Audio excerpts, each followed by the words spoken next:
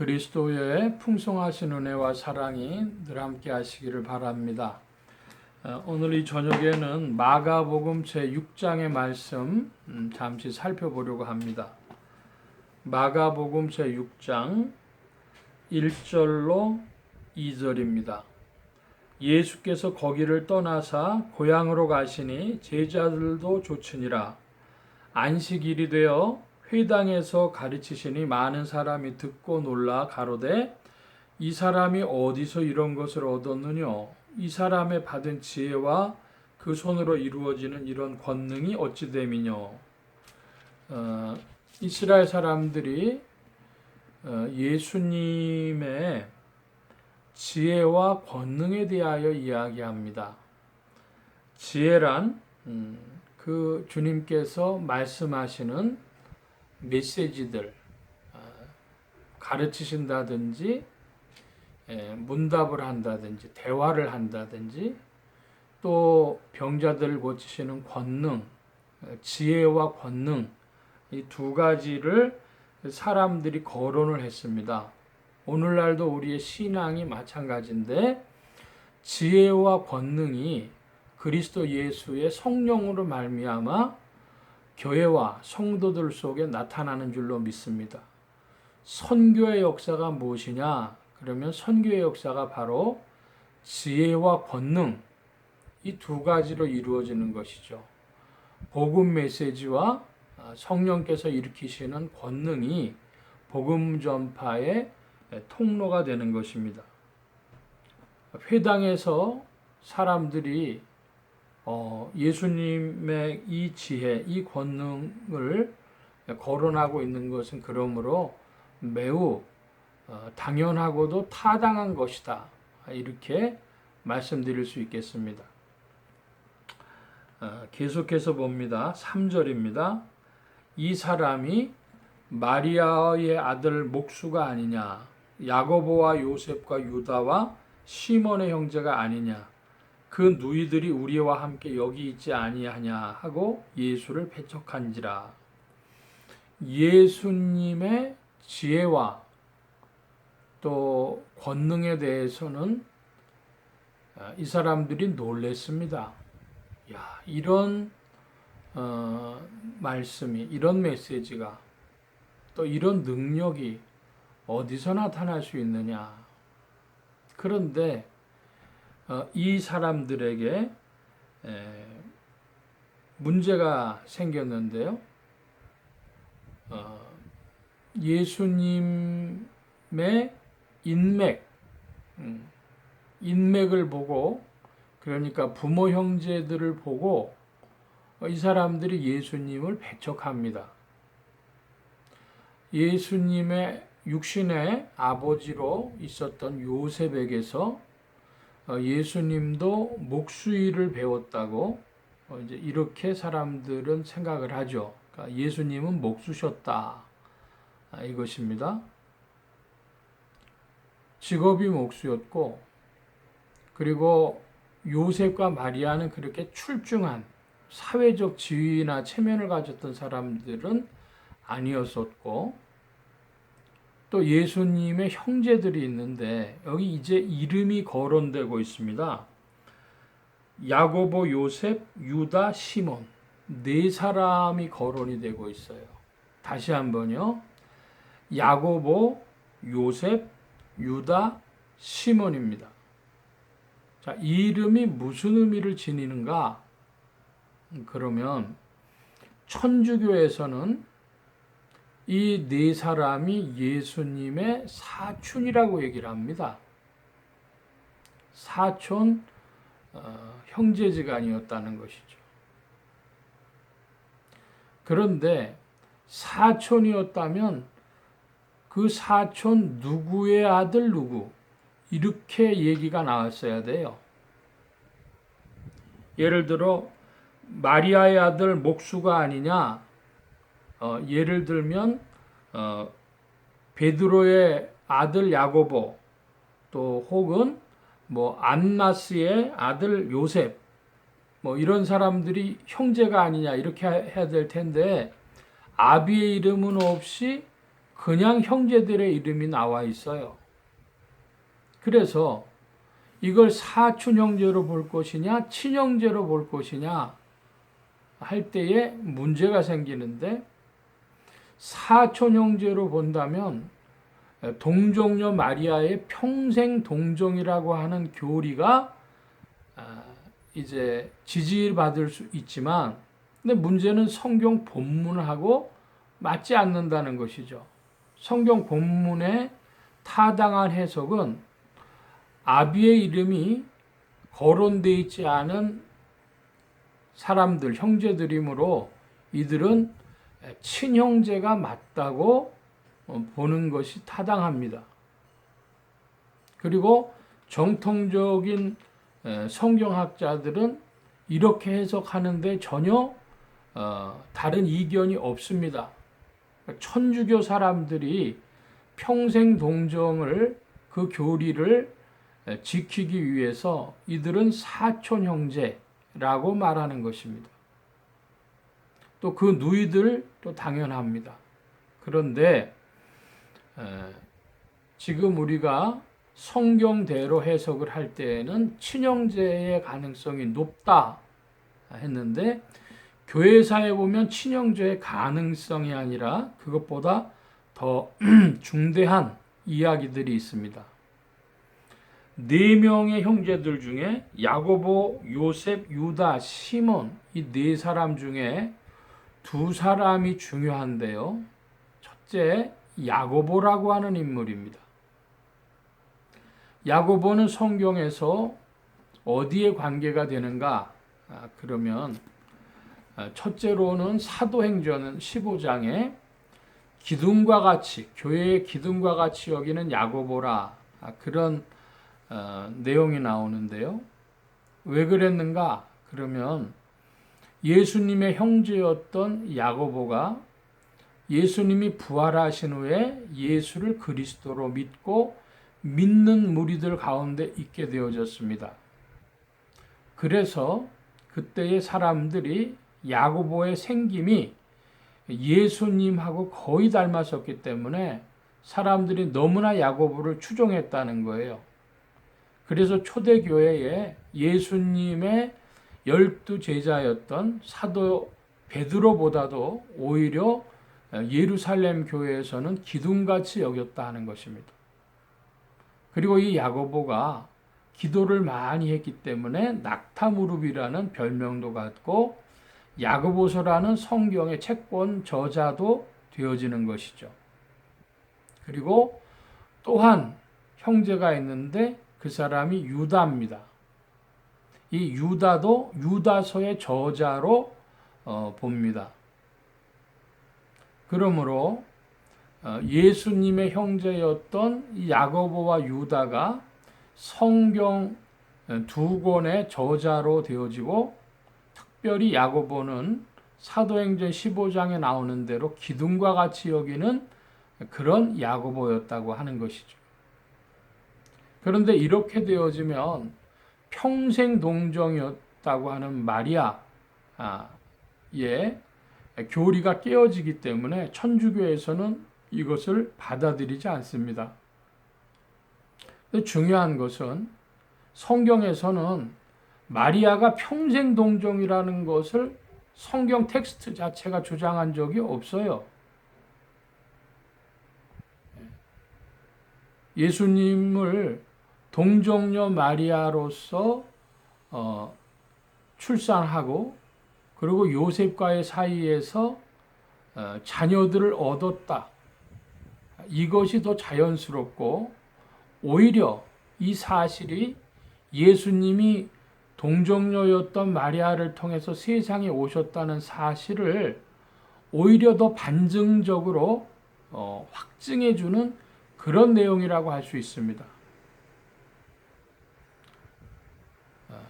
그래서 이 지금 마리아 교리가 개신교와 천주교가 서로 양립하기 어려운 교리가 되어져 있는데, 우리가 중대하게 여겨야 할 것은 마리아의 믿음입니다.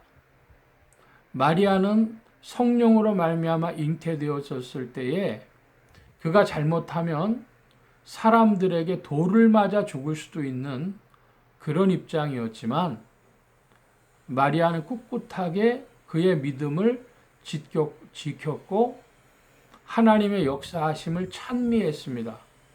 그러므로 우리는 동정녀 마리아를 존중하고 높이고 그 믿음을 중시해야 할 것은 너무나도 합당한 일이라고 하겠습니다. 그러나 그것을 지나가서 마리아가 평생 동정이었고 그래서 마리아가 천주교 교리 따르면 코어 세이비오 21세기에 천주교에서 하려고 하다가 지금은 좀 멈칫하고 있습니다만은 공동 구세주 그러므로 예수님처럼 우리가 예수님께 기도하는 것처럼 그렇게 기도를 받을 수 있는 대상으로까지 마리아를 올리려고 하는데 이런 것들은 다 종교적인 시도라 하겠습니다.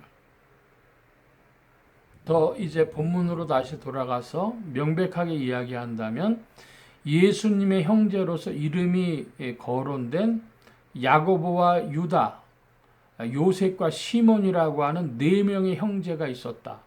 이것은 친형제다. 이것이 개신교 정통주의의 믿음입니다. 천주교에서는 사촌 형제라고 주장하고 있고 우리는 그 사실을 그들의 아버지의 이름이 기록되어져 있지 않으므로 기각한다 하는 그런 말씀을 확인하여 드립니다. 계속해서 말씀을 봅니다. 4절입니다. 예수께서 저희에게 이르시되 선지자가 자기 고향과 자기 친척과 자기 집 외에서는 존경을 받지 않음이 없느니라 하시며 유명한 구절이죠. 성경상에 사람들이 매우 경험적인 인식을 하는 건데요. 선지자가 자기를 잘 아는 사람들, 고향, 친척, 자기 집에서는 존경받지 못한다는 겁니다. 그런데 그 사람의 어떤 능력으로만 쳐다보는 사람들, 소문으로 듣는 사람들은 그 사람을 굉장히 높이 보는 것이죠. 제가 유튜브에서 재미있는 동영상을 하나 봤는데요. 한국의 연예인들이 해외 여행을 가는 그런 프로그램이었습니다. 제 기억으로는 조세호라고 하는 그런 한국 개그맨이라 그러나요? 그런 방송인이었는데 그 같이 갔던 이들이 조세호라고 하는 거 개그맨을 굉장히 웃기는 캐릭터니까 조금 무시하는 듯한 그런 이제 컨셉을 설정해 가지고 방송을 진행합니다. 근데 이 사람이 동남아시아 길거리를 지나가는데 꽤 오래된 동영상입니다. 동남아시아 사람 중에 조세호를 알아보는 사람이 있는 거예요. 그러더니 갑자기 이 사람이 보더니 깜짝 놀래고 옆에 친구한테 이야기하니까 옆에 친구들도 깜짝 놀래고 그러면서 쭈삣쭈삣 하면서 사인 좀 해달라고 이렇게 이제 오려고 하는 거죠. 근데 아주 그냥 민망해가지고 아주 그 대단한 VIP처럼 조세호한테 사인해달라고 하는 그걸 보니까 옆 사람들은 놀래는 거예요. 뭐 조세호가 뭐 그렇게 유명한 연예인인가? 왜 나한테는 안 해달라고 그러지? 뭐 이런 반응.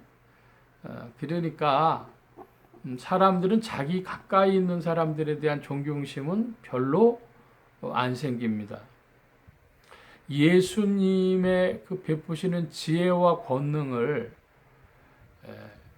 인맥이 형성되지 않은 곳에서 했다면 사람들은 구름대처럼 몰려들고 주의 이름을 불렀을 텐데 이 고향 동네 사람들은 야고보, 유다, 뭐 요셉, 시몬 이 형제들이 같이 있고 그 누이들도 같이 있고 하니까 이 존경이 안 가는 겁니다. 교회에서도 재미있는 일이 있는데요. 목회자들이 제법 이제 규모가 있는 교회 같으면 목사님에 대해서 참 존경하는 교인들이 많이 있을 수 있어요. 그런데 그 교회 교인 중에 누가 제일 그 목사님을 존경 안 하냐 그러면 그 집 가족들은 뭐 부인이라든지 아이들은 그 목사님을 존경하는 부인이나 아이들은 거의 없죠. 예, 그냥 그런 정도. 뭐 그렇겠지. 예. 그러니까 인맥이 형성됐다고 하는 것은 별로 존경할 거리가 안 되는데 이 사람들에게 이것이 걸림돌이 된 것입니다. 예수님의 사회적 신분이나 그 형제들이나 누이들 볼 때 이 뻔한 사람인데 이거 어떻게 믿겠냐는 거예요. 지혜와 권능을 보면 믿을만한데 그 인맥을 보면 그렇지 못하다. 그래서 예수님을 배척하게 됐습니다. 고향 동네 사람들의 그 실수라 그럴까요? 아니면 불행이라고 해야 될까요? 이들은 예수님을 받아들이지 못했던 것입니다. 5절입니다. 거기서는 아무 권능도 행하실 수 없어 다만 소수의 병인에게 안수하여 고치실 뿐이었고 저희의 믿지 아님을 이상히 여기셨더라. 5절 6절의 말씀에 보면 믿음이 거론되고 있습니다. 그런데 예수님께서는 친히 권능으로 다 고치실 수 있는데 왜 권능을 행하실 수 없었는가? 6절과 연관하여 보면 믿음 문제가 있는 것 같이 보입니다. 저희의 믿지 않음 때문에 권능이 행하실 수 없었던 거, 권능이 나타날 수 없었던 거죠. 믿음. 5장에서는 바로 그 믿음을 보았고 그 믿음 중에서도 어떤 믿음이냐 그랬더니 혈루병 앓던 12해 동안 혈루병 앓던 여인에 관한 예로서 그 믿음의 예를 들었습니다. 회당장은 주님 우리 집에 찾아오셔서 우리 딸에게 안수하여 고쳐주십시오 그랬는데 그 혈루병 앓던 여인은 예수님께 가까이 다가와서 예수님이 나에게 손을 얹으시는 것이 아니라 내가 주님의 옷자락만 만져도 낫겠다. 이런 믿음 때문에 그가 고침을 받게 됩니다. 그러므로 마가복음에서 지금 다루고 있는 믿음은 매우 적극적인 믿음을 표현하고 있죠. 믿음의 여러 형태 중에 예를 들면 로마서나 이런 데서 교리적으로 보면 믿음은 은혜로 우리에게 주어지는 것인데 마가복음과 같은 곳에서 보면 믿음은 자기의 열정과 의지 속에서 나타나는 것입니다.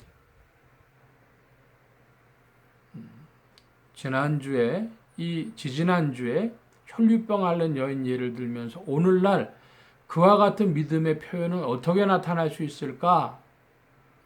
예수님의 옷자락만 만져도 낫겠다. 그건 예수님의 옷자락은 그리스도의 몸을 감싸고 있는 지상의 교회와도 같다고 말씀드린 바가 있습니다. 오늘 한국 교회는 매우 어렵고 심각한 지점에 이르렀다고 우리가 생각할 수 있습니다. 하나는 교리적인 도전입니다.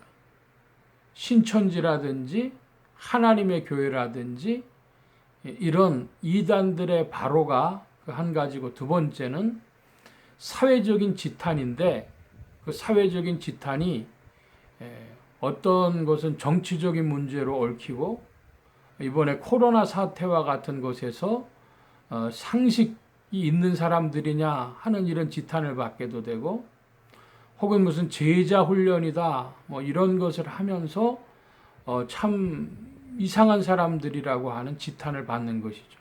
그러니까 교리적인 공격 또 사회적인 지탄 이 두 가지 면에서 한국 교회가 어려움을 당하는데 오늘 성도들이 그리스도의 몸된 교회를 위하여 기도하는 것이 그리스도의 옷자락만 만져도 낫겠다는 것처럼 주의 몸된 교회를 위하여 기도하는 것이 나의 영혼을 위해서 또 나의 육신의 문제, 질고를 위해서도 삶의 여러 가지 형통함을 위해서도 그리스도 예수의 이름을 높이는 선교와 그의 몸된 교회를 위하여 기도하는 것이 큰 은혜가 있다.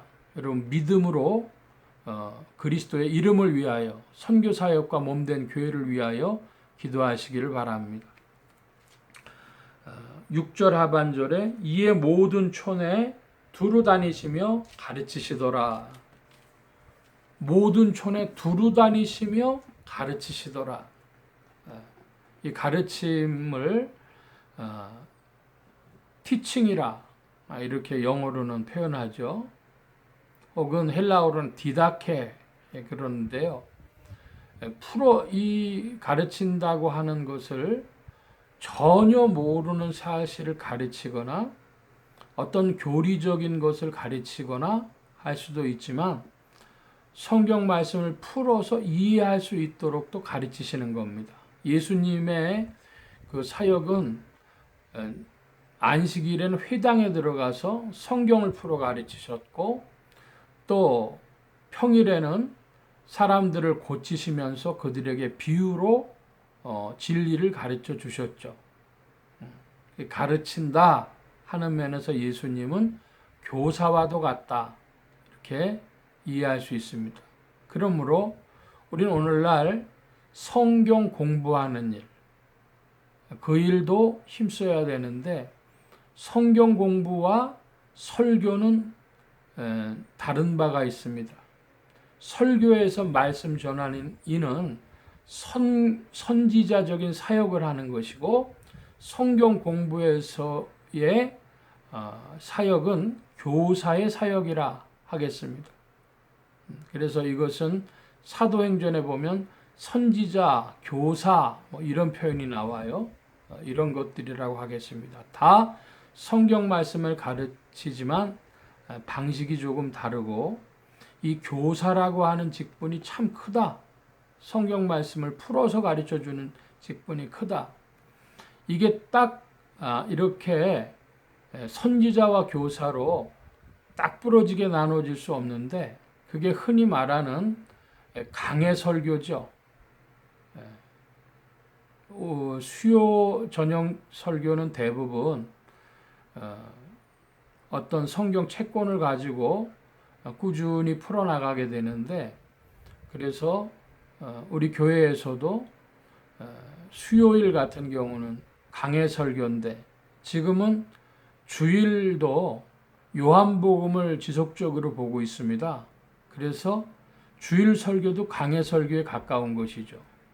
교사처럼 성경 구절을 해석하는 것과 혹은 성령의 감동을 크게 받아서 선포하기도 하고 증거하면서 설교하는데 그러므로 저 자신의 설교하는 스타일을 본다면 선지자와 교사의 사이에 있다.